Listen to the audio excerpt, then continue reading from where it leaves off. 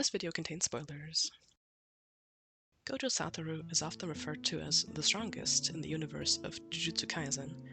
He is synonymous with strength to such an extent that most people know precisely who and what he is before they even see him. His presence itself is enough to convey his immense strength. Visually, though, he is fairly skinny, always smiling, with these delicate features, and before you come for me, I am not counting his look during the Shinjuku showdown here, because, good God, he is beefy in those later chapters. But what's most interesting to me about his design is that he has absolutely zero scars to show for any of the battles he's fought. This is, in one part, due to his abilities making him untouchable. He also rarely ever loses a fight, so there's also that. Speaking on a more narrative level, though, he kind of can't have scars. He's the strongest, the pinnacle of Jujutsu sorcery, and he cannot show any sign of weakness. His mere presence scares off curses and cursed users, making Japan significantly safer just by existing as an infallible force of protection.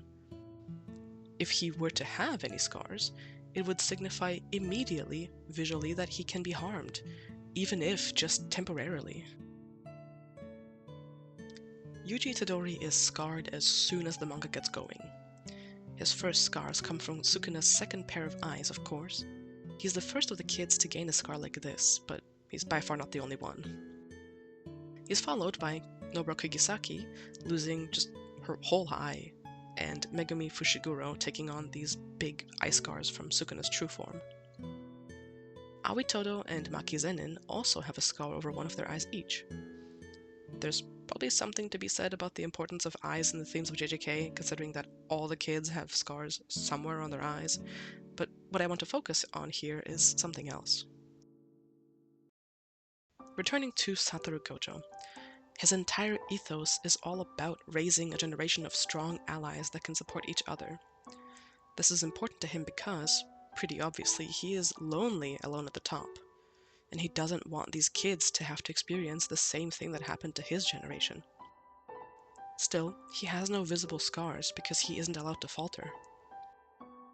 In one of my favorite moments in the whole show, Aoi Todo shows up at the tail end of the Shibuya incident to help Yuji. Yuji, coincidentally, has just gained 2 more scars, and he's basically at the end of his mental strength after watching both his classmate and his teacher die right in front of his eyes. Todo lets him express his sorrow, and then he raises him up and tells him that he is here, that they have to keep going, and Yuji does, in a really significant way. He gets up not because he is an unshakable anime protagonist, but because his friend is there to support him through this moment of immeasurable loss. Much, much later, Nobara returns to the final fight against Sukuna and lands a significant hit against him by using her technique against the last uneaten finger. Yuji knows it was her doing the moment it happens. Being reminded that he is not alone in this brutal fight makes him tear up with relief. For as dumb as we as a fandom like to make Yuji out to be, he is at his core a child that is being scarred by the society around him, or things that happen because of the society. Because this society tells him that he is a cog in the machine, an expendable child soldier, essentially. He's bled and literally died for this world, and he bears those scars on his face for the world to see.